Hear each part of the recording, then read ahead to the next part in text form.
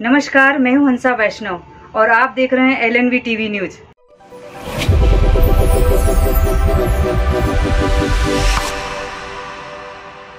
नमस्कार, स्वागत है आपका। मैं हूं डॉक्टर LN वैष्णव। बरंडा को गिरे हुए लगभग 1 वर्ष व्यतीत हो गए हैं। बरंडा का जो गेट है वह गेट एक ऐतिहासिक गेट के रूप में माना जाता था। ये कमानिया गेट के रूप में यह गेट था और यह बरंडा जो है वो ऐतिहासिक है। लगभग वर्ष 1800 के करीब करीब का यह गेट बताया जाता है और यह 3 गेट में से एक गेट गिरने की खबर जैसे ही लोगों को मिली थी, वैसे ही लोगों में हड़कंप मच गया था। प्रशासन के भी हाथ पैर फूल गए थे और लोगों में तरह तरह की चर्चाएं थी। यह ऐतिहासिक इमारत गिरी या गिराई गई।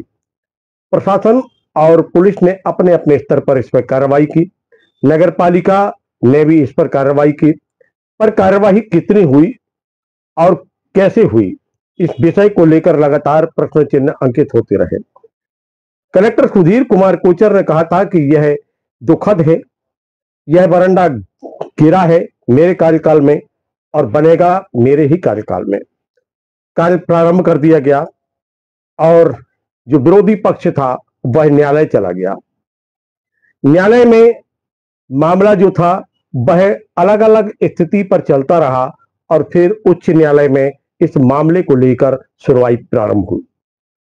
बताया जा रहा है कि जो विरोधी पक्ष है, जिसके ऊपर आरोप है, उसने कहा कि हम इसको फिर से निर्माण करके देने को तैयार है और फिर यहीं से यह मामला जो है वो दूसरी दिशा में बढ़ना प्रारंभ हो गया था।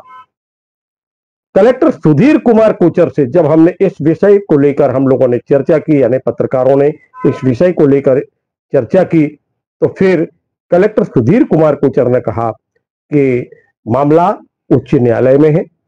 82 लाख रुपए की लागत से इसका निर्माण होना है।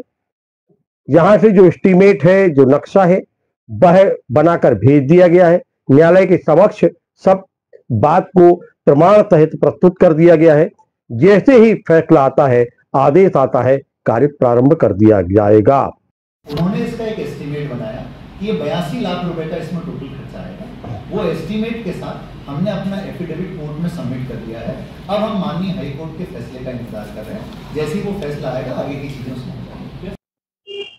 बरंडा एक ऐतिहासिक इमारत, अति प्राचीन, लगभग हर दूसरे व्यक्ति को इसके गिरने का दुख और आज भी चर्चाओं का बाजार गर्म, क्योंकि यथास्थिति बनी हुई है।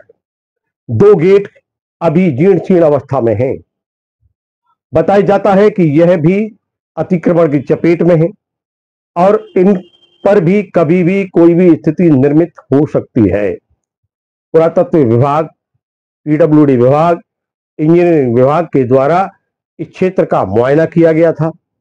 उन्होंने अपनी रिपोर्ट प्रशासन को और संबंधित विभाग को प्रस्तुत कर दी थी।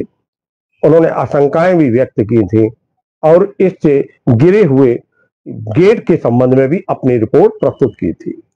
अब मामला न्यायालय में है और न्यायालय के समक्ष जिला प्रशासन ने अपना पक्ष रख दिया है।